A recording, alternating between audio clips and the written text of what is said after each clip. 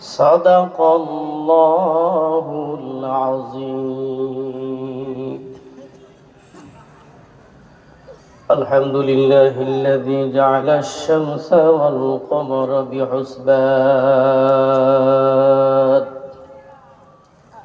والنجم والشجر يسجدان وفضل زمانا على زمان كما فضل مكانا على مكان وإنسانا على إنسان ونشهد أن لا إله إلا الله وحده لا شريك له لا ضد له ولا ند له ولا مثل له ونشهد أن سيدنا وسندنا وحبيبنا وحبيب ربنا وطبيبنا وطبيب قلوبنا ومولانا محمدا عبده ورسوله صلى الله تعالى عليه وعلى آله وأصحابه وبارك وسلم تسليما كثيرا كثيرا الذي أرسله الله تعالى بالحق بشيرا ونذيرا وداعيا إلى الله بإذنه وسراجا منيرا الذي أرسله الله تعالى بالحق بشيرا ونذيرا وداعيا إلى الله بإذنه وسراجا منيرا أما بعد فأعوذ بالله من الشيطان الرجيم بسم الله الرحمن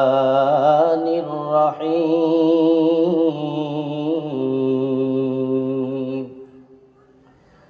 قل إن كنتم تحبون الله فاتبعوني يحببكم الله ويغفر لكم ذنوبكم الله غفور رحيم أو كما قال عليه الصلاة والسلام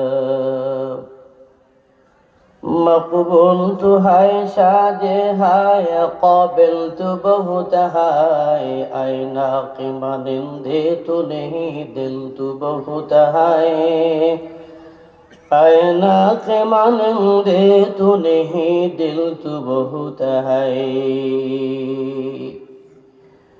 নদী পথে নৌকা চালাও কিরে মাঝি ভাই বেলা ডোবার আগে আমি ওপার যেতে চাই ডুবে গেলে বেলা সে তো আর ওঠে না ভেঙ্গে গেলে বেলা সে তো আর জমে না মরণ থেকে যতই পালাও মরণ তোমায় লইবে ঘিরি যদি সুদূর আকাশ পর লাগিয়ে সেথাও গিরি سبحانك لا علم لنا إلا ما علمتنا إنك أنت العليم الحكيم رب اشرح لي صدري ويسر لي أمري واحلل عقدة من لساني يفقهوا قولي اللهم صل على روح محمد في الأرواح وعلى جسد محمد في الأجساد وعلى قلب محمد في القلوب وعلى قبر محمد في القبور মশুরা তাদারকান্দা পূর্বপাড়া জামে মসজিদের উন্নতি কল্পে তাফসীরুল কোরআন মাহফিল মুআজ্জাজ মুকাররম জাতির মাথার মুকুট ও রাসাতুল আম্বিয়া হযরত উলামায়ে কেরাম, আল্লাহ পাকের দরবারে লাখো কোটি শুকর যে মহান রব্বুল আলামিন আমাদেরকে রহমতি বরকতি সামিয়ানা নিচে আসার বসার মতো তৌফিক দান করেছেন। সকলে জবান থেকে কালিমাতুশ শুকর আদায় করে বলি আলহামদুলিল্লাহ। লক্ষ কোটি দরুদ ও সালাম পৃথিবীর শ্রেষ্ঠ মানব মুহাম্মদুর রাসূলুল্লাহ সাল্লাল্লাহু আলাইহি ওয়াসাল্লামের উপর। সম্মানিত হাজিরিন, কোরআনে হাকিম থেকে একটু আয়াতে কারিমা তেলাওয়াত করেছি। আল্লাহ পাক এই আয়াতে বলেন, কুল ইন কুনতুম তুহিব্বুনাল্লাহ ফাত্তাবিউনি ইউহিব্বুকুমুল্লাহ ওয়া ইয়াগফির লাকুম যুনুবাকুম আল্লাহু গফুরুর রহিম। হে নবী, আপনি বলেন, আল্লাহ তাআলাকে যদি ভালোবাসতে চাও তাহলে আমাকে অনুসরণ করো, তবে আল্লাহ তাআলার ভালোবাসা পাবে। আল্লাহ তাআলার ভালোবাসা পাইলে আল্লাহ তাআলা তোমাদের গুনাহসমূহ মাফ করে দিবেন। কেননা আল্লাহ তাআলা হলো ক্ষমাশীল, আল্লাহ তাআলা হলো ক্ষমাশীল এবং দয়ালু। এই হলো সংক্ষিপ্ত তর্জমা। এই পৃথিবীতে আল্লাহ তাআলা অসংখ্য মাখলুকাত সৃষ্টি করেছেন। সর্বশেষ যে মাখলুকাত ছিল তারা হলেন মানুষ জাতি। এই মানুষকে আল্লাহ তাআলা সবার শেষে পাঠাইছেন। এই মানুষকে আল্লাহ তাআলা সবচেয়ে দামি করে পাঠাইছেন। মানুষকে পৃথিবীতে পাঠানোর জন্য আল্লাহ পাক যখন ইচ্ছা করলেন, ফেরেশতারা বলেন, আল্লাহ, এই মানুষ জাতি বানানোর দরকার নাই। বলে, কেন? তারা দুনিয়াতে গিয়ে মারামারি করবে, হানাহানি করবে। এখন প্রশ্ন করবেন, ফেরেশতারা তো গায়েবের খবর জানে না, তাহলে ফেরেশতা কথা কি করে বললেন? জবাব, মানুষ পৃথিবীতে আসার পূর্বে জিন জাতিরা ছিল। জিন জাতিদের আচরণগুলো এমন ছিল, তারা মারামারি, কাটাকাটি, হানাহানি করত। এগুলো দেখে তারা চিন্তা করলেন, মানুষ জাতি বানাইলে তারাও মারামারি, কাটাকাটি, হানাহানি করবে। জবাব হয়ে গেল, আল্লাহ তাআলা সারা পৃথিবীর কোন মাখলুকাত গায়েবের খবর জানে না। কুল লা ইয়ালামু মান ফিস সামাওয়াতি ওয়াল আরদিল গায়বা ইল্লাল্লাহ।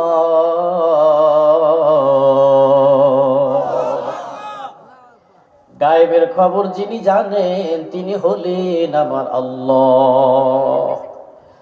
আসমান জমিনের গায়েবের খবর যিনি জানেন তিনি আমার আল্লাহ। আল্লাহ তাআলা ছাড়া কেউ গায়েবের খবর জানে না। আল্লাহ তাআলা মানুষ জাতি বানাইতে চাইলেন, মানুষ জাতি বানাইলেন। সর্বপ্রথম আল্লাহ তাআলা আমাদের আদি পিতা আদম নবীকে বানাইলেন। আদম নবীকে যখন বানাইলেন, আদম নবী তখন ছিলেন টাটকা যুবক। টাটকা যুবক বানাইয়া আল্লাহ তাআলা জান্নাতের মাঝে রেখে দিলেন। জান্নাতের মাঝে রাখার পর আদম নবীর সামনে বিভিন্ন বস্তু রাখলেন।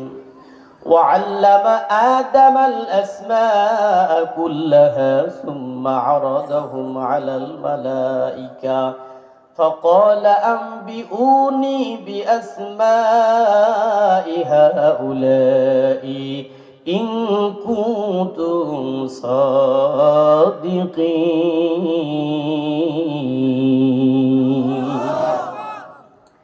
আদম নবীকে আল্লাহ তাআলা সব বস্তুর নামগুলো শিখা দিলেন। এরপর আল্লাহ তাআলা ফেরেশতাদেরকে ডাকলেন, ফেরেশতাদেরকে ডেকে বললেন, তোমরা বস্তুগুলোর নাম বলো। ফেরেশতারা বলেন, আল্লাহ, আমাদেরকে তুমি যতটুকু শিখাই দিয়েছো এতটুকু বলতে পারবো, এর বাহিরে নয়। আল্লাহ তাআলা আদম নবীকে বললেন, আদম, এই বস্তুগুলোর নাম তুমি বলো। আদম নবী একদিক থেকে সব বস্তুগুলোর নাম বলে দিলেন। আল্লাহ তাআলা ফেরেশতাকে ডেকে বললেন, ফেরেশতা, তোমাদেরকে বস্তুগুলোর নাম বলতে দিয়েছিলাম, তোমরা বলতে পারো নাই। আদম নবী সব বস্তুগুলোর নাম বলে দিয়েছি, এবার তোমরা বলো, তোমাদের মূল্য বেশি নাকি আদম নবীর মূল্য বেশি? ফেরেশতারা বলতেছেন, আল্লাহ, যে আদম তুমি বানাইছো ওই আদমের মর্যাদা আমাদের চাইতেও বেশি। আল্লাহ তাআলা বলেন, আদম রে, আল্লাহ তাআলা বলেন, ফেরেশতা, যদি তাই হয়ে থাকে তাহলে তোমরা আদম নবীকে সিজদা দাও। ফেরেশতারা আদম নবীকে সিজদা দিলেন, কিন্তু একজন বাদ গেলেন, আযাজিল, যিনি হলেন শয়তান। আল্লাহ তাআলা বলেন, অহংকার করেছো, হিংসা করেছো, অহংকার করে তুমি আদম নবীকে সিজদা দাও নাই, তোমার জন্য আমি আল্লাহ তাআলা জান্নাত হারাম করে দিলাম। জান্নাতের মাঝে আদম নবী আরামে ছিল, জান্নাতের ভেতরে যা কিছু নিয়ামত আছে আদম নবী ভোগ করবে। আল্লাহ তাআলা বলেন, আদম রে, এই জান্নাতের মাঝে তুমি থাকবা, খাইবা, কোনো সমস্যা হবে না, জান্নাতের ভিতরে যা কিছু দরকার তোমাকে দেওয়া হবে। আদম নবী জান্নাতের ভিতরে বাতাস পাইয়া আদম নবী একটা ঘুম দিছে, এমন ঘুম দিয়েছে, ওই ঘুমের মধ্যে আল্লাহ তাআলা আদম নবীর এক পাশের একটা হাড় বের করিয়া আল্লাহ তাআলা সুন্দর একটা রমণী বানাইছেন। সুন্দর রমণী বানাইয়া আদম নবীর এক পাশে রেখে দিয়েছেন। আদম নবী ঘুম থেকে ওঠার পর দেখতে কত সুন্দর একটা রমণী। আদম নবী ডেকে বলতেছেন, আল্লাহ, এত সুন্দর রমণী তুমি কার জন্য বানাইছো? আল্লাহ তাআলা ডেকে বলতেছেন, আদম, এটা তোমার জন্যই তো বানাইছি, এই হাওয়া তোমার জন্য হলো হালাল।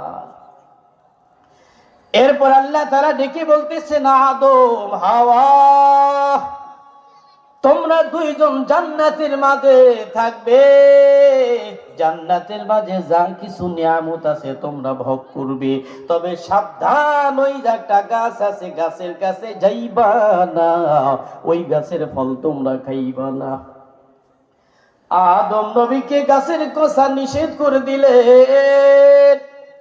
এদিকে ইবলিস শয়তান চিন্তা করলেন, যে করে হোক আদম নবীর ঈমানটা নষ্ট করতে হবে, তাদেরকে এখান থেকে বের করতে হবে।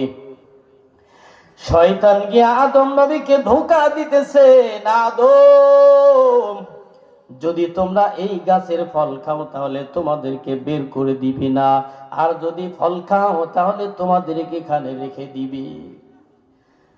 ইবলিস যখন ধোঁকা দিলেন আদম নবী, হাওয়া, এরা দুইজন ওই গাছের ফল ভক্ষণ করলো। আল্লাহ তাআলা বলে, আদম রে, ওই গাছের ফল খাইতে নিষেধ করেছিলাম, ফল খাইছো, এখন জান্নাতে থাকা যাবে না, তোমাদেরকে জান্নাত থেকে বের করে দিব। আল্লাহ তাআলা তাদেরকে জান্নাত থেকে বের করে দিলেন। জান্নাত থেকে বের করে দেওয়ার পর এরা দুইজন দুই জায়গায় ছিলেন বহুকাল, তারা কান্নাকাটি করলো, আল্লাহর কাছে তওবা করলো। আল্লাহ তাআলা একদিন জানা দেয়, আদম আমি আল্লাহ তাআলা তোমাদের তওবা মঞ্জুর করেছি। এ জীবনে না করিলাম বন্দিগি, গুনাহ করে কাটাইলাম জিন্দিগি, গুনাহ করে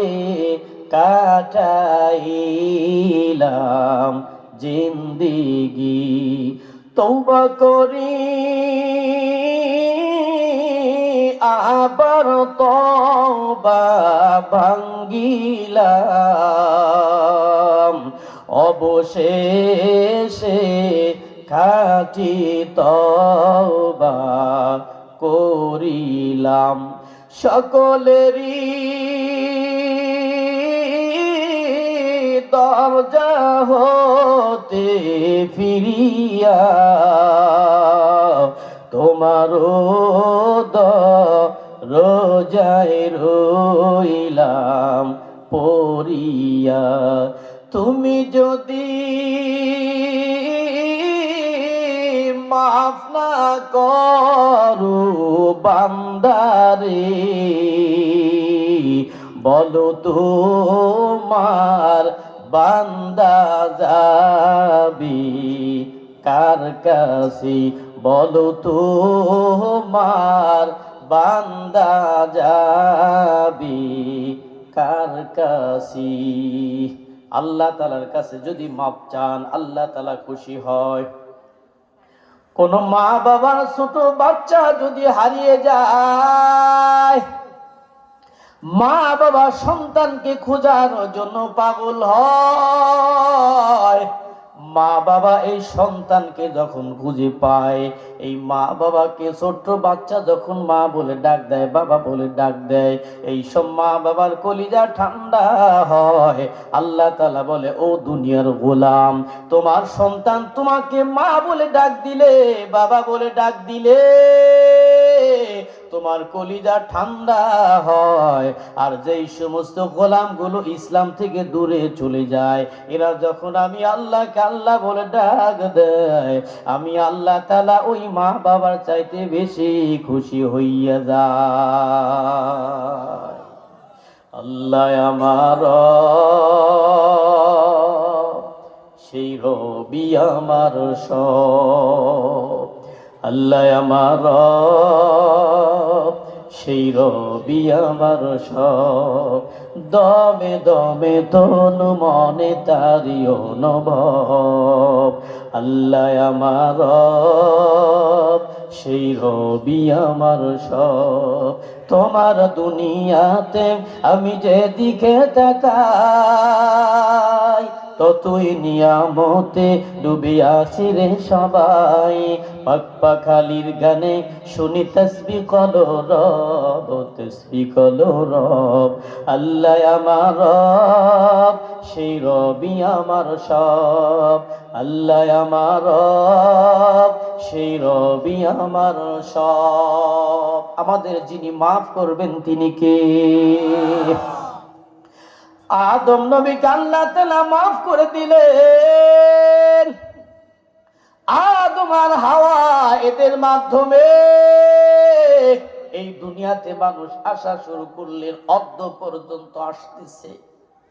1,24,000 নবী রাসূল এসেছিলেন, সবার শেষে যিনি এসেছেন মুহাম্মাদুর রাসূলুল্লাহ, আল্লাহ তাআলা সবচেয়ে দামি করে বানাইলো। আদম নবী থেকে শুরু করে আমার নবী পর্যন্ত যতগুলো পয়গম্বর, সকলের একটাই মিশন ছিল তাওহীদের দাওয়াত। সকলে একটা কথা বলতো, তোমরা দুনিয়াতে আসার পর আল্লাহ তাআলাকে ভয় করো। আল্লাহ তাআলার ভয় যদি তোমার অন্তরে পয়দা হয়, আল্লাহ তাআলা তোমার সব গুনাহ মাফ করবে। মায়ার নবী আমার একদিন বাইতুল্লাহর কিনারায় দাঁড়িয়া মক্কার বড় বড় জ্ঞানী গুণীদের সাথে কথা বলতেছি। এমন সময় নবীর একজন অন্ধ সাহাবী উম্মে মাখতুম এসে মায়ার নবীকে সালাম দেয়। নবী আমার সালামের জবাব দেয়। সালামের জবাব দেওয়ার পর নবীজি উম্মে মাখতুমের দিকে তাকায় নাই।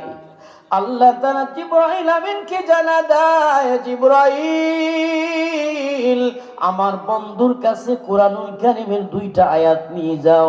আবাসা ওয়া তাওয়াল্লা জাআহুল আ'মা। আমার বন্ধুর কাছে কোরআনের 2টা আয়াত শোনা দাও। আমার নবীর কাছে যখন কোরআনুল কারীমের 2টা আয়াত শোনা দেওয়া হয়, আমার নবীকে জানা দেয়, হ্যাঁ নবী গো, আপনাকে সালাম দিয়েছে আপনার অন্ধ সাহাবী, আপনার গরিব সাহাবী উম্মে মাখতুম। উম্মে মাখতুমের সালামের জবাব দিয়েছেন। উম্মে মাখতুমের দিকে আপনি ফিরে তাকান নাই। আপনি জ্ঞানী গুণীদের সাথে কথা বলতেছিলেন, তাদের দিক থেকে আপনার মুখটা ঘুরায়া দেন। তাদের চাইতে উম্মে মাখতুম আমি আল্লাহর কাছে উত্তম। মায়ার নবী আমার উম্মে মাখতুমের দিকে মুখটা ঘুরাইলো। উম্মে মাখতুম দেখে বলতেছে, নবী আমার, আমি উম্মে মাখতুম তো হলাম অন্ধ, আমি কি মসজিদে গিয়ে জামাতে নামাজ আদায় করব? মায়ার নবী বলতেছে, উম্মে মাখতুম রে, যখন মসজিদ আযান হয় তোমার কানে কি আযান শুনতে পাও? উম্মে মাখতুম বলতেছে, জি হুজুর, আমি আযানটা শুনতে পাই। নবীজি বলেন, তুমি যদি আযান শুনতে পাও তাহলে তুমি গিয়া জামাতে নামাজ আদায় করবে। মকর সুস্তি নামাজে পান্দেগানা ফাওয়াইলুল লিল মুসাল্লিন আল্লাযীনা মুমিনারা ইনামাজে এমদাদে দা ইস্তাঈনু আয়াতে কদ আবাখ আয়াতে কদ আফলাহা রায়াদিকুন গাওর কুনদার মানে আজদিল সাদিকুন। একটুখানি মেঘের তরে রোজ হাসরের মাঠেতে ছেলে ঘুরে বাবার পিছে, বাবা ছেলের আগেতে। আহা তেমন কঠিন দিনে নামাজ তোমায় ভুলবে না, ঠিক মতে পড়িলে নামাজ জান্নাত তোমার ঠিকানা। মায়ার নবী আমার উম্মে মাখতুমকে এই বিন্দু পরিমাণ ছাড় দেয় নাই। তুমি আমি সুস্থ অবস্থায় তোমাদেরকে আল্লাহ তাআলা ছাড় দেবেন না। মসজিদের মুয়াজ্জিন 5 বার করে আমাদেরকে ডাক দেয়, হাইয়া আলাস সালাহ, তোমরা নামাজের জন্য আসো। হাইয়া আলাল ফালাহ, তোমরা কল্যাণের জন্য আসো। মসজিদের মুয়াজ্জিন আযান দেয়, 4-5 জন 10 জন মুসল্লি গিয়া নামাজ আদায় করে। সমাজের সব মানুষ মসজিদে যায় না। যেদিন তুমি মারা যাইবা আল্লাহ তাআলা বলে, ওরে গোলাম, তোমার মসজিদের মুয়াজ্জিন 5 বার করে তোমার ডাক দিয়েছে। 5 বার করে ডাকার পর মসজিদে তুমি যাও নাই, আজকে তুমি হিসাব দাও। হিসাব না দিয়া একটা কদম সামনে যাইতে পারবে না। মসজিদের মুয়াজ্জিন আযান শুনে মসজিদে গিয়ে নামাজ পড়বে। আল্লাহ তাআলার ভয় তোমার অন্তরে পয়দা হয়ে যাবে। যেমনি ভাবে সাহাবায়ে কিরামদের অন্তরে আল্লাহর ভয় পয়দা হয়েছিল, এজন্য আল্লাহ তাআলা তাদের উপর সন্তুষ্ট হয়েছিলেন। রাদিয়াল্লাহু আনহুম ওয়া রাদু আনহু যালিকা লিমান খাশিয়া রাব্বা। আল্লাহ তাআলা তাদের উপর সন্তুষ্ট হয়েছে, তারাও আল্লাহ তাআলার উপর সন্তুষ্ট হয়েছে। আল্লাহ তাআলা তাদের জন্য মহামূল্যবান সম্পদ রেখেছেন।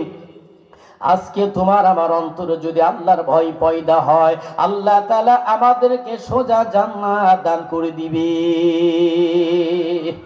সাহাবীদের অন্তরে আল্লাহর ভয়, যেই সমস্ত সাহাবী আল্লাহকে বেশি ভয় পাইতো, আল্লাহ তাআলা তাদের উপর সন্তুষ্ট হইয়া তাদেরকে দুনিয়া থেকে জান্নাতের সার্টিফিকেট দিয়েছে। 1 নাম্বার যিনি সার্টিফিকেট পেয়েছে আবু বকর। হযরত আবু বকর সার্টিফিকেট পাওয়ার পরে এত কান্না করে, মায়ার নবী আমার আবু বকরকে বলে, আবু বকর এত কেন কান্না করো? হযরত আবু বকর বলে, নবী গো, আমি আবু বকর কেন কান্না করি? আল্লাহ তাআলা কুরআনুল কারীমে বলেন, ইন্নাল্লাহা আশতারা মিনাল মুমিনিনা আনফুসাহুম ওয়া আমওয়ালাহুম বিআন্না লাহুমুল জান্নাহ। নিশ্চয় মুমিনের জান এবং মালের পরিবর্তে আল্লাহ তাআলা জান্নাত দিয়েছে।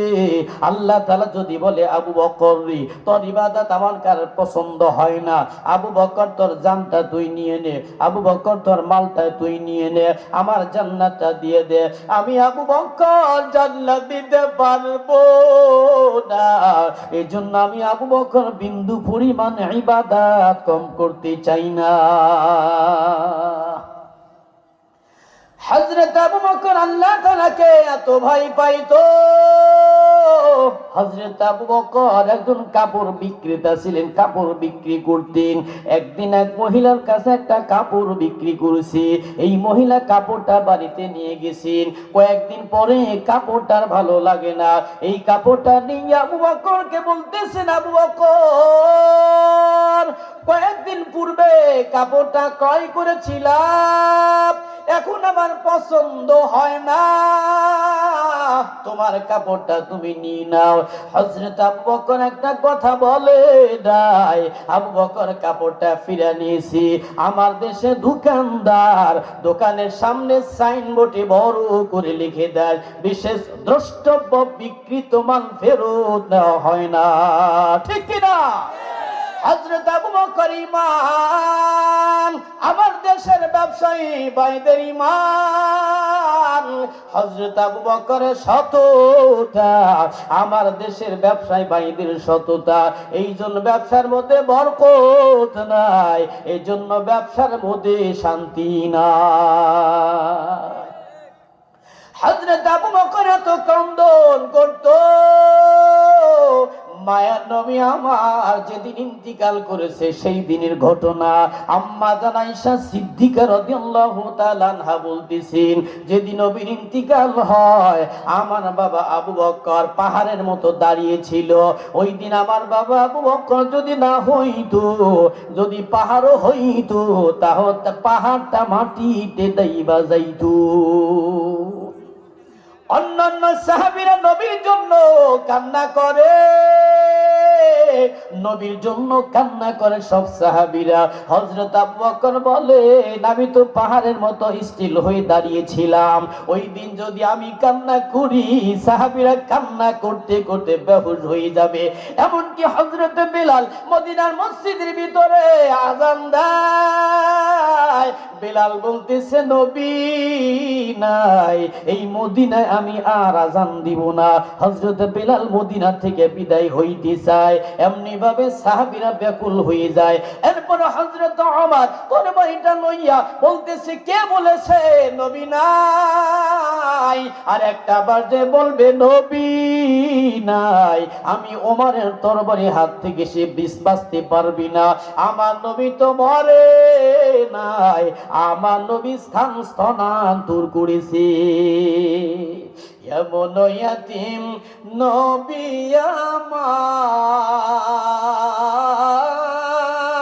আমার, পিতা মাতা নাই যে তার। বলেন, এমন ইয়াতীম নবী আমার, পিতা মাতা নাই যে তাহার। তারপরেও কত মারা মারলো তাকে দুশ্মনে, নবী বিনে কে দাঁড়াবে ফুলসিরাতে মিজানে, নবী বিনে কে দাঁড়াবে ফুলসিরাতে মিজানে। মায়ার নবী আমার কত কষ্ট করেছেন দিনের জন্য। মায়ার নবী আমার গোপনে গোপনে যখন ইসলামে দাওয়াত দিয়েছি, এরপর যখন প্রকাশ্যে দাওয়াত শুরু করেছে, প্রকাশ্যে দাওয়াত শুরু করবার পর মক্কার কাফিররা নবীর উপর অত্যাচার করা শুরু করেছে, নির্যাতন করা শুরু করেছে। হযরত আবু বকরকে নির্যাতন করা শুরু করেছি। মায়ার নবী আমার যখন নির্যাতন সহ্য করতে পারে না, নবী আমার মক্কা থেকে তায়েফে যাবে দাওয়াত দেওয়ার জন্য। নবী যখন তায়েফের ময়দানে গেলেন দাওয়াত দেওয়ার জন্য, তায়েফের মানুষগুলো নবীর উপর নির্যাতন করিল। নবীকে পিছন দিক থেকে পাথর দিয়ে ঢিল দিতেছিল, পাথরগুলো বৃষ্টির মতো পড়তেছিল। নবী আমার রক্তাক্ত হয়ে গেল। ওই অবস্থা আবার মদিনার দিকে চলে গেল। মায়ার নবী আমার দিনের জন্য কত কষ্ট করেছি। নবীর অন্তরে আল্লাহ তাআলার ভয় ছিল, সাহাবায়ে কিরামদের অন্তরে আল্লাহ তাআলার ভয় ছিল। জাহানের খলিফাতুল মুসলিমিন হযরত ওমরকে আল্লাহ তাআলা জান্নাতের সার্টিফিকেট দিয়েছে, 2 নম্বর সার্টিফিকেট পেয়েছে। হযরত ওমর রাতের অন্ধকারে কান্না করে। হযরত ওমরকে বলা হয়, ওমর তুমি কেন এত কান্না করো? হযরত ওমর বলে, আমি কেন কান্না করি? আল্লাহ তাআলা 2 নম্বর আমার নামটা দিয়েছে।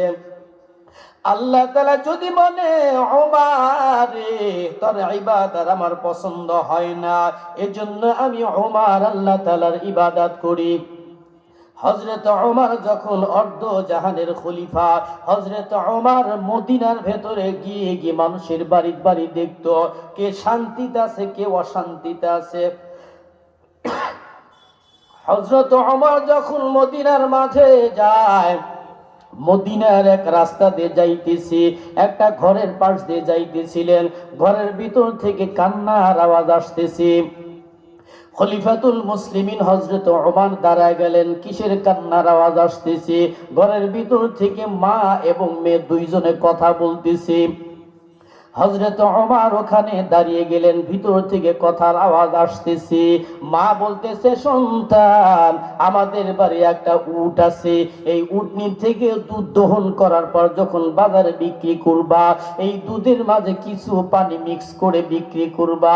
আমার দেশে এমন ব্যবসায়ী আছে কি নাই যে দুধের মাঝে পানি মিক্স করে?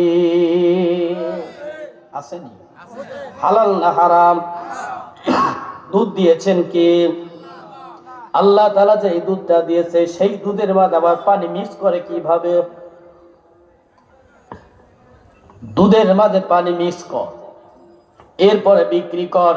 মেয়েটা বলতেছেন, মা এই দুধের মাঝে যদি পানি মিক্স করো, খলিফাতুল মুসলিমিন হযরত ওমর যদি জানতে পায় আমাদেরকে মদিনা থেকে বের করে দিবে। মা বলতেছে, আমরা ঘরের মধ্যে বসে বসে মিস করব, মদিনার কোন মানুষ জানবে না, খলিফাতুল মুসলিমিন হযরত ওমরও জানবে না। এই মেয়েটি বলতেছেন, মা মদিনার কোন মানুষ যদি না জানে, হযরত ওমর যদি না জানে, তাহলে যিনি জানতে পারবেন তিনি কে? আমি তো ওমরকে ভয় পাই না, আমি তো মদিনার মানুষকে ভয় পাই না, আমি ভয় পাই হলো আমার আল্লাহকে। হযরত ওমর শুনে বাড়ি চলে গেলেন। পরের দিন সকালবেলা হযরত ওমর ওই বাড়িতে আসলেন। আসার পর ওই বৃদ্ধাকে ডেকে বলতেছে, গত দিনে তোমার মেয়ের সাথে যে কথা বলতেছিলা, কথাগুলো আমি শুনেছি। মহিলা তখন মনে করতেছেন হযরত ওমর আমাদেরকে বিচার করবেন। হযরত ওমর বলতেছেন, না, তোমার বিচার করার জন্য আসি নাই, তোমার মেয়ের বিবাহের প্রস্তাব দিতে এসেছি। বুড়ি বলতেছে, কিসের প্রস্তাব? তোমার মেয়েটা আমার ছেলে আব্দুল্লাহ ইবনে ওমরের সাথে বিয়ে দিয়ে দাও।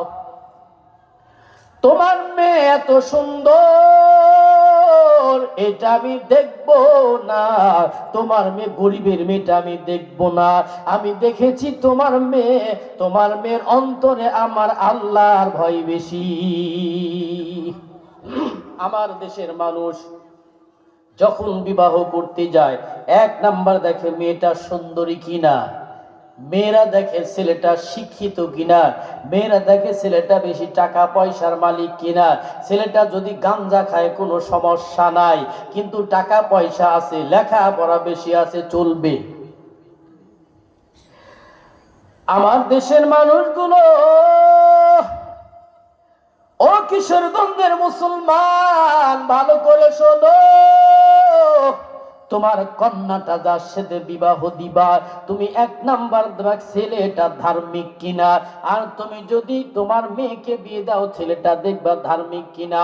আর যদি তোমার ছেলেকে বিয়ে করাতে চাও তাহলে দেখবা তোমার স্ত্রী তোমার ওই পুত্র বধূ যে হবে সে ধার্মিক কিনা। যদি ধার্মিক হয় তাহলে বিয়েতে সামনে আগাও, যদি ধার্মিক না হয় তাহলে বিয়েতে আগাইবা না। কেন? মা যদি ভালো হয় তাহলে সন্তান ভালো হওয়ার সম্ভাবনা থাকবে। মা যদি খারাপ হয় ওই ঘর থেকে আব্দুল কাদের জিলানী হবে না, ওই ঘর থেকে আবু জেহেল চলে আসবে। দিল্লির জমিনে জন্ম হয়েছে কুতুবুল আলম কুতুবউদ্দিন বখতিয়ার কাকি। উনি যখন পৃথিবীতে ভূমিষ্ঠ হলেন, উনি যখন লেখাপড়া করার মতো উপযুক্ত হয়ে গেলেন, ওনার মা তাকে মাদ্রাসায় নিয়ে গেলেন। মাদ্রাসা নিয়ে উস্তাদকে বলেন, উস্তাদ আমার সন্তান কাকিকে ভর্তি করে নেন, আপনি ভর্তি করে তাকে সবক দেয়া দেন আলিফ বা তা সা। উস্তাদকে বলিয়া যখন ভর্তি করা হলো, উস্তাদ তাকে সবক দিলেন আলিফ বা তা সা। এই ছেলেটা বলতেছে আলিফ লাম মিম যালিকাল কিতাবু লা রাইবা ফিহি হুদাল লিল মুত্তাকিন।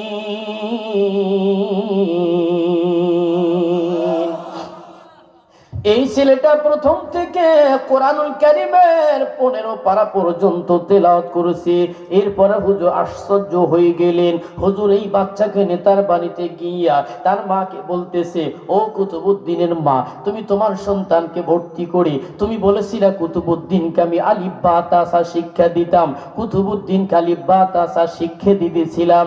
কুতুবউদ্দিন আলিফ বা তা সা পড়ে নাই, বরঞ্চ তোমার সন্তান প্রথম থেকে 15 পারা পর্যন্ত তেলাওয়াত করেছে।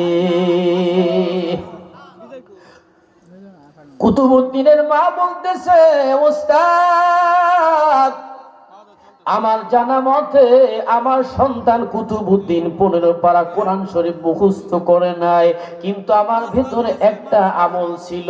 আমলটা হলো কি, আমার কুতুবউদ্দিন যখন আমার গর্ভে ছিল, আমার গর্ভে থাকা অবস্থায় আমি কুতুবউদ্দিনের মা 15 পারা পর্যন্ত কোরআন শরীফ বেশি বেশি তেলাওয়াত করতাম।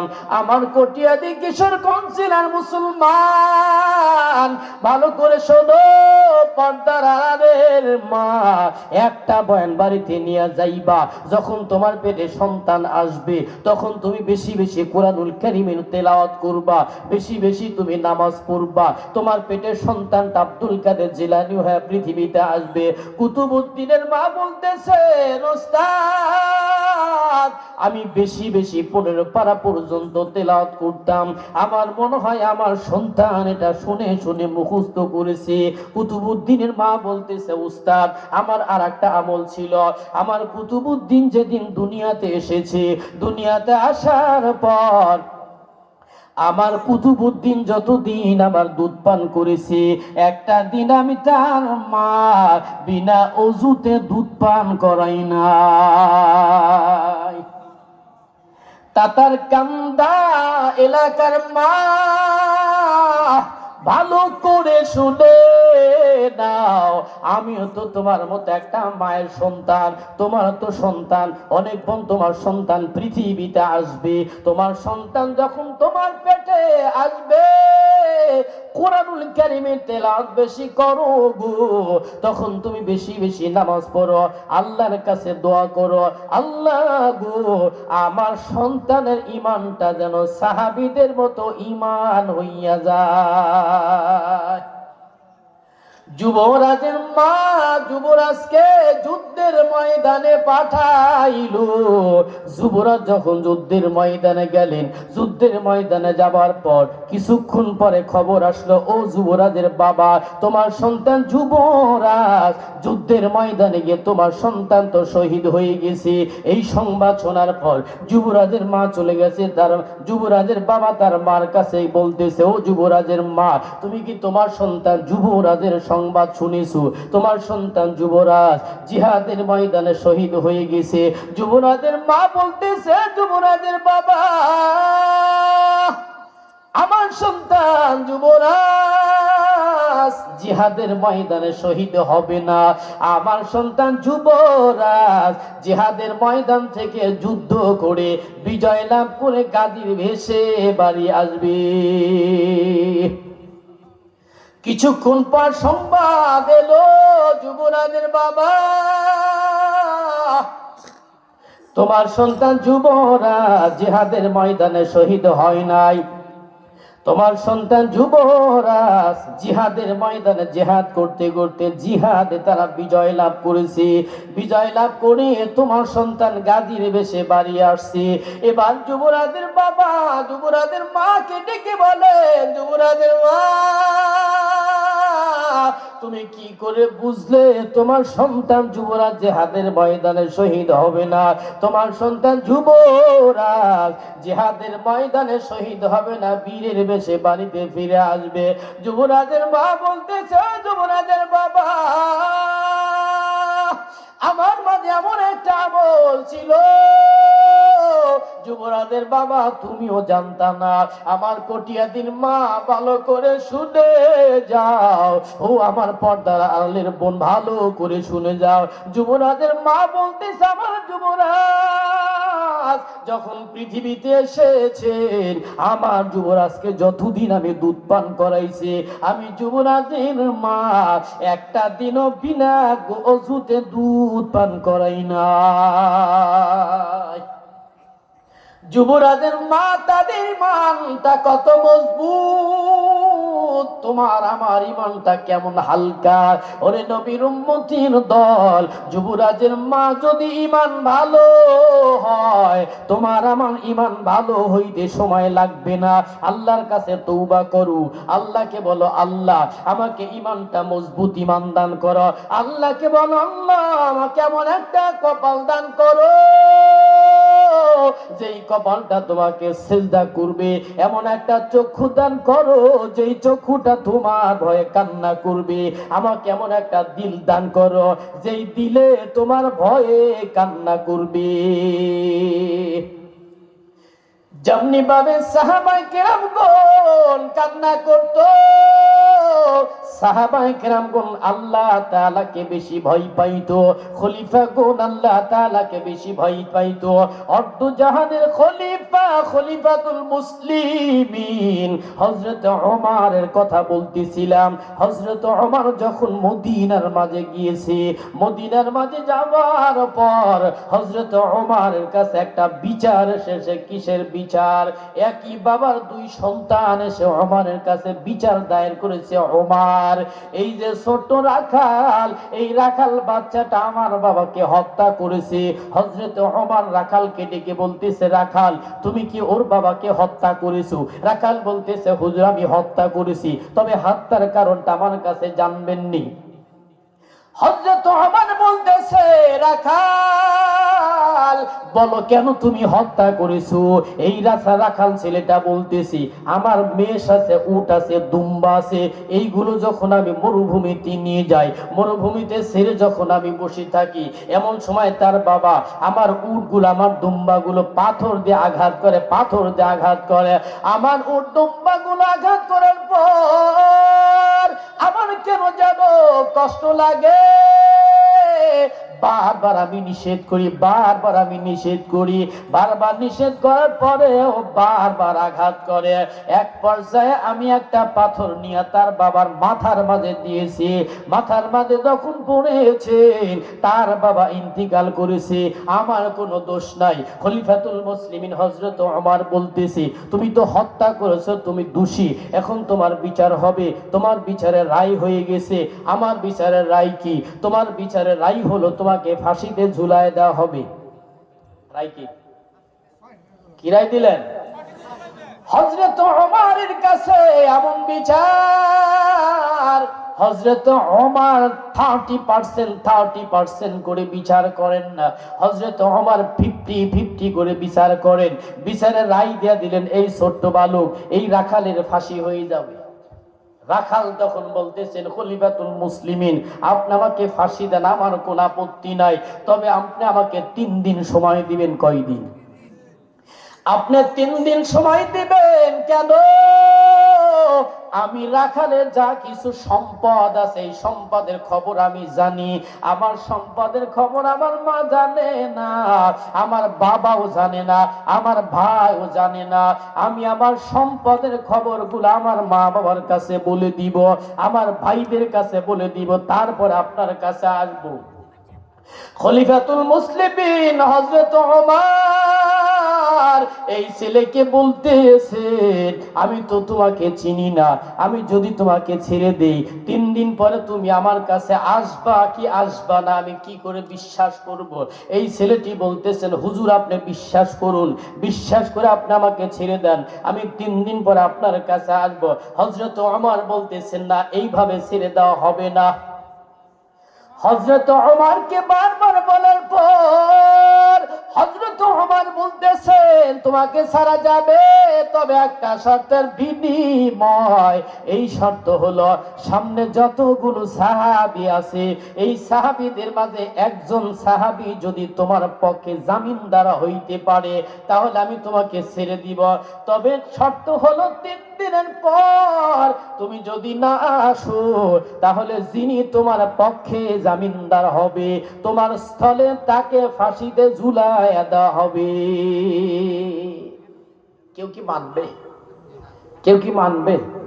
বলতেছেন, যুবক তুমি যদি চলে যাও, 3 দিনের মাঝে যদি না আসো, তোমার পক্ষে যিনি জামিন হবে, জামিনদারকে ফাঁসির কাস্টে ঝুলায় দেওয়া হবে। মজলিসটা একেবারে ঠান্ডা, কোন সাহাবীর কোন আওয়াজ নাই। হঠাৎ করে হযরত ওমরের পিছন থেকে একজন যুবক দাঁড়াইয়া গেলেন, দাঁড়াইয়া বলতেছেন, খলিফাতুল মুসলিমিন, আপনি এই রাখাল ছেলেটাকে ছেড়ে দিতে পারেন। এই রাখাল ছেলেটাকে ছেড়ে দেওয়ার পর 3 দিন সময় দিয়ে দেন, আমি তার পক্ষে জামিনদার হয়ে গেলাম। এরপরে ওমর বলতেছে, 3 দিন পরে যদি বালক না আসে, তাহলে তুমি কি করবা? 3 দিন পরে বালক যদি না আসে, তাহলে তুমি আমাকে ফাঁসির কাস্টে ঝুলাইয়া দিবা। ওই সাহাবীর নাম হলো আবু যর গিফারী রাদিয়াল্লাহু তাআলা আনহু। আবু যর গিফারী রাদিয়াল্লাহু তাআলা আনহু এই ছেলেটার পক্ষে জামিনদার হয়ে গেলেন। জামিনদার হইয়া 3 দিনের একদিন চলে গেল, 2 দিন চলে গেল, 3 দিনের মাথায় দুপুর পর্যন্ত ওই ছেলেটার কোনো খবর নাই। দুপুর পর্যন্ত যখন ছেলেটার খবর নাই, হযরত ওমর বলতেছেন, ও আবু যর, এখন দুপুর হয়ে গেল, এখন পর্যন্ত খবর নাই, এই ছেলেটা যদি না আসে, তাহলে তোমাকে ফাঁসির কাস্টে ঝুলাইয়া দিব। আবু যর গিফারী রাদিয়াল্লাহু তাআলা আনহু প্রস্তুত হয়ে গেলেন, ঠিক আছে, আপনি আমাকে ফাঁসিতে দিয়ে দিবেন। এই কথা বলার পর বেলা গড়তেছে, বেলা গড়তেছে, বেলা গড়তেছে, বেলা গড়তে গড়তে যখন মাগরিবের আযান হবে, মাগরিবের আযানের পূর্ব মুহূর্তের সময় এই বালক ছেলেটা দৌড়াইয়া দৌড়াইয়া ওমরের কাছে এসেছে। হযরত ওমরের কাছে আসার পর হযরত ওমর বলতেছেন, বালক তুমি না আসলেই তো পারতা, তুমি যদি না আসতা, তোমার পক্ষে যিনি জামিনদার হয়েছে, ওই জামিনদার আবু যরকে আমি ফাঁসির কাস্টে ঝুলায় দিতাম। এই বালকটি বলতেছেন, খলিফাতুল মুসলিমিন ওমর, ইসলাম তো আমাকে এমন শিক্ষা দেয় নাই, আমি বিপদ থেকে মুক্তি হবার পর আরেকজনকে বিপদে ফেলে দিব। ইসলাম এই শিক্ষা আমাকে কখনো দেয় নাই। এজন্য আমি আমার জামিনদারকে বাঁচাইয়া আমি অন্যায় করেছি, আমি ফাঁসির কাস্টে ঝুলিয়ে যাব। এই কথা বলার পর আবু যর গিফারী রাদিয়াল্লাহু তাআলা আনহুকে বলা হলো, তুমি কেন এই বালকটার পক্ষে জামিনদার হয়েছো? আবু যর গিফারী রাদিয়াল্লাহু তাআলা আনহু কত সুন্দর জবাব দেয়। আবু যর গিফারী রাদিয়াল্লাহু তাআলা আনহু বলতেছেন, এই বালকটা বড় মুসিবতে পড়েছে, আমি এই বালকের পক্ষে জামিনদার হয়ে গেলাম। জামিনদার হইয়া কিয়ামত পর্যন্ত যতগুলো মানুষ আসবে, এই মানুষগুলোতে আমি এই কথাটা জানাইতে চাই, মুসলমান ভাই যদি কোনো বিপদে পড়ে যায়, আর একজন মুসলমান ভাই যেন পাশে দাঁড়াইয়া যায়। কিন্তু আমার দেশের মুসলমানের স্বভাব, আমার দেশের মুসলমান ভাই যদি বিপদে পড়ে যায়, আর একজন যদি শোনে, তাহলে তাকে আরো ডাবাইতে চায়, ঠিক কিনা? নিজের বিপদের কথা কাউকে বলতে যাইবা না, তোমাকে আরো সুযোগে সদ্ব্যবহার করবে। অথচ আল্লাহ তাআলা বলেছেন, কোন মুসলমান ভাই যদি বিপদে পড়ে যায়, তুমি বিপদের সামনে গিয়ে দাঁড়াও, ওকে মুক্ত করে দাও। আবু যর গিফারী রাদিয়াল্লাহু তাআলা আনহু বলতেছেন, কিয়ামত পর্যন্ত যতগুলো মানুষ আসবে, সব মানুষকে আমি জানাইতে চাই, আমিও জানাই দিয়ে যাই, কটিয়াদির মুসলমান, তোমার পড়শি যখন বিপদে পড়ে যাবে, তোমার পরিবারের লোকজন যখন বিপদে পড়ে যাবে, পাশে তুমি দাঁড়াইবা। তুমি যদি তাদের পাশে দাঁড়াইয়া যাও, আমার আল্লাহ তাআলা তোমার পাশে দাঁড়াইবে। আবু যর গিফারী রাদিয়াল্লাহু তাআলা আনহু এই কথা বলার পর, ওই যে দুই ভাই দৌড়ে এসে বলতেছেন, খলিফাতুল মুসলিমিন ওমর, এই ছেলেকে ফাঁসি দিবেন না, এই ছেলেকে আমরা দুই ভাই ক্ষমা করে দিলাম। হযরত ওমর বলতেছি, কেন তোমরা ক্ষমা করলা? তোমার বাবাকে হত্যা করেছে, তারপর কেন তোমরা ক্ষমা করলা? এই দুই ভাই বলতেছেন, এই বালকটার স্বভাবটা দেখে, এই বালকের স্বভাব চরিত্র দেখে আমি ক্ষমা করে দিলাম। আবু যর গিফারী রাদিয়াল্লাহু তাআলা আনহুর স্বভাবটা দেখে আমি ক্ষমা করে দিলাম। কেন ক্ষমা করলাম? ক্ষমাকারীকে আল্লাহ তাআলা পছন্দ করে। ক্ষমা হলো মহৎ গুণ, যেই গুণটা ছিল আমার নবীর ভিতরে, আমার নবীর ভিতরে মহৎ গুণ ছিল। এই গুণের কারণে আমার নবীর কাছে মক্কার কাফেররা দলে দলে কালেমা পড়ে মুসলমান হয়েছে। মায়ার নবী আমার, তাকে মক্কার কাফেররা কত নির্যাতন করেছে, কত কষ্ট দিয়েছি। মায়ার নবী আমার একজন ইহুদির কাছ থেকে কিছু অর্থ ধার নিয়েছিল, আর বলেছিল অমুক দিন তোমাকে দেব। ধরেন আজকে বৃহস্পতিবার, আগামী শুক্রবার তোমাকে দিব, কালকে শুক্রবার, পরে শুক্রবার তোমাকে দিব। এই কথা বলার পর ইহুদিটা মানলেন। মানার পর সপ্তাহের মাঝখানে সোমবার, এই সোমবার দিন ধরে নবীজি রাস্তাতে যাইতেছিল, নবীজির গলার মাঝে এমন রুমাল ছিল, এই রুমাল থাকার পর পিছন দিক থেকে যখন ইহুদি দেখেছে, ইহুদি দেখে পিছন দিক থেকে গিয়া রুমাল ধরে টান দেয়।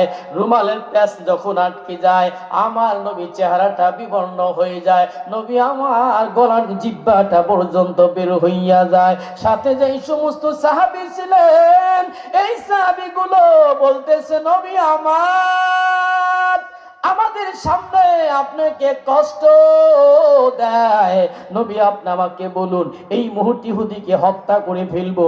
নবীজি বলতেছে, না, ইহুদিকে হত্যা করা যাবে না, কেননা আমি তার কাছে অর্থ ধার নিয়েছি, সে আমার কাছে চাইতে পারে, সে আমার সাথে এমন ব্যবহার করতে পারে। মায়ার নবী আমার বলতেছেন, আমার তো টাকা দেওয়ার কথা আগামী শুক্রবার, আজকে সোমবারে তারা আমাকে আঘাত করেছে, তারপরে আমি কিছুই বলি না। ওমারে, তার অর্থটা তাকে দিয়ে দাও, আর তার সাথে তুমি রাগ দেখাইছো, তাকে মেহমান হিসাবে বড় বড় ভালো ভালো খেজুর খাইতে দাও। আমার নবীর এত সুন্দর স্বভাব, নবীর এই স্বভাব দেখার পর ইহুদি বলতেছে, নবী আমার, আমি শুনেছি এই মক্কা নগরীতে আব্দুল্লাহর ঘরে একজন সন্তান জন্ম হয়েছে, যার নাম হলো মুহাম্মদ। শুনেছি মুহাম্মাদের চরিত্র নাকি অত্যন্ত ভালো, এই নবীর চরিত্র দেখার জন্য আমি এসেছি। আমি আজকে নিজে পরীক্ষা করে দেখলাম মুহাম্মাদের চরিত্র অত্যন্ত ভালো। এই মুহূর্তে আমি আপনার কাছে কালেমা পড়ে মুসলমান হয়ে যাব। এমন ইয়াতীম নবী আমার, পিতা মাতা নাই যে তাহার, তারপরেও কত মারা মারলো তাকে দুশ্মনে। নবী বিনে কে দাঁড়াবে ফুলসিরাতে মিজানে, নবী বিনে কে দাঁড়াবে ফুলসিরাতে মিজানে।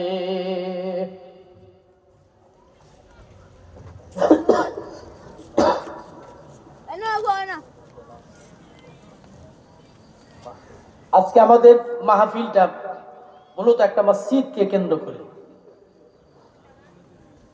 মাহফিল আমাদের এই যে মাহফিল, আজকে যে মাহফিলটা, আপনারা খুশি হয়েছেন? খুশি হয়েছেন? যে একজন বক্তা নিয়ে আসছেন, আলহামদুলিল্লাহ, যার কথা শুনলে হাজার হাজার মানুষ শুনে আসে। আমি অধম, আমার জন্য কেউ আসেন, আশরাফির জন্য আসছে। এমন একজন বক্তাকে আপনারা দাওয়াত করেছেন, তার মুখে সুন্দর কথা শুনেছেন।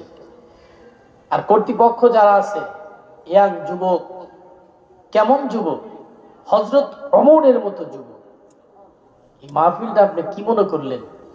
বিশাল এক প্যান্ডেল, লক্ষ টাকা খরচ হয়েছে, লক্ষ টাকা, লক্ষের উপরে খরচ হয়েছে, লক্ষের উপরে খরচ হয়েছে। যুবকদের জন্য আপনারা দোয়া করবেন। হযরত ওমরের মতো যুবক, যুবকরা এত বড় রিস্ক নিয়ে এই মাহফিলটা করেছে। এই মাহফিলটা প্রতি বছর হবে, আপনারা রাজি আছেন? প্রতি বছর সুহাইব আহমেদ আশরাফির মতো বক্তা আসবে, রাজি আছেন না? এই মাহফিল এতগুলো টাকা খরচ হইল, যারা শরীক হবে তারা কি নেকি পাবে না?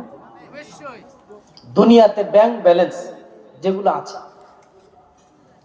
আমি মৃত্যুর পর আমার সন্তান ব্যাংক ব্যালেন্সের টাকা নিয়ে মারামারি করবে, পারাপারি করবে, 2 দিন পরে বাবাকে ভুলে যাবে, মাকে ভুলে যাবে, অথচ আমার টাকা দিয়ে সে টাকাওয়ালা হয়েছে। আর আপনি যদি আল্লাহর ব্যাংকে জমা করেন, যেটা আল্লাহর ব্যাংকে জমা করবেন, মৃত্যুর পরেই কবর দেওয়ার সাথে সাথে এই অর্থগুলো নেকি হয়ে আপনার পাশে দাঁড়িয়ে যাবে, নেকি হয়ে পাশে দাঁড়িয়ে যাবে। অতএব এই মাহফিল হয়েছে, আরো হবে ইনশাআল্লাহ। এই মাহফিলের জন্য যুবকেরা অনেক অর্থ দিয়েছে। আপনাদের কাছ থেকেও আমি আশা করি এই মাহফিলের জন্য যে যা পারবেন আলহামদুলিল্লাহ দান করবেন। আপনার রুমাল নিয়ে যান, আলহামদুলিল্লাহ, সবাই যে যা পারবেন অবশ্যই দান করবেন। মহিলা মা বোনেরা আপনাদের জন্য প্রজেক্টরের ব্যবস্থা করেছে, এটা শুধু আপনাদের জন্যই আনা হয়েছে। আমার মহিলা মা বোনেরা আপনারা অবশ্যই দান করবেন, দান না করে যাবেন না। মহিলাদের কাছে যে টাকাগুলো থাকে, বেশি টাকা দেয় না পুরুষেরা, তারপরে মহিলারা দান কিন্তু কম করেন না। কটিয়াদি এলাকায় আমার মাহফিল হয়নি, পরে আমি যতটুকু বুঝতে পেরেছি কটিয়াদি এলাকার মানুষগুলো অত্যন্ত ভালো, আমার মহিলা মা বোনেরা ভালো। যদি না হতো ওমরের মতো এই যুবক, তাদের ঘর থেকে আল্লাহ তাআলা দুনিয়াতে পাঠায় নাই। হযরত ওমরের মতো যুবক, এই নওজোয়ান যুবকদের জন্য আমরা দোয়া করি, আল্লাহ পাক তাদের দ্বারা প্রতি বছর বছর এই মাহফিল করার তৌফিক দান করুন। সকলে দান করুন। পিছন দিকে একটা রুমাল দিয়ে দেন, মহিলা মা বোনদের কাছে একটা রুমাল দিয়ে দেন। আমার মহিলা মা বোনেরা অবশ্যই অবশ্যই এই মাহফিলের জন্য কিছু দান করবেন। দান করলে এই মাহফিলটা করার সহজ হয়ে যাবে। আমার যুবক ভাইরা অত্যন্ত কষ্ট করেছে। এক যুবক বলতেছে, হুজুর 5 দিন যাবত আমাদের ঘুম নাই, ঠিক মতো খাবার নাই। ঠিক, এত বড় একটা মাহফিল আয়োজন করেছে, তাদের চোখে ঘুম থাকার কথা না। এতগুলো টাকা, এত টাকা খরচ, অবশ্যই সবাই মেহরবানি করে সবাই দান করবেন, আলহামদুলিল্লাহ। আর কেউ যদি বেশি দিতে চান, যে হুজুর আমি 1000 বা 500, তাহলে স্টেজে এসে বলবেন, স্টেজে এসে আমার সাথে মুসাফা করবেন। মুসাফির মানুষ অবশ্যই আসবেন মাহফিলের জন্য। কেউ যদি পারেন 500, 1000 টাকা, অবশ্যই স্টেজে চলে আসবেন, মুসাফা করে যাবেন। মুসাফিরের দোয়া আল্লাহ তাআলা কবুল করেন। আল্লাহ তাআলা মুসাফিরের দোয়া ফিরায় দেয় না। 3 শ্রেণীর মানুষের দোয়া আল্লাহ পাক কবুল করেন।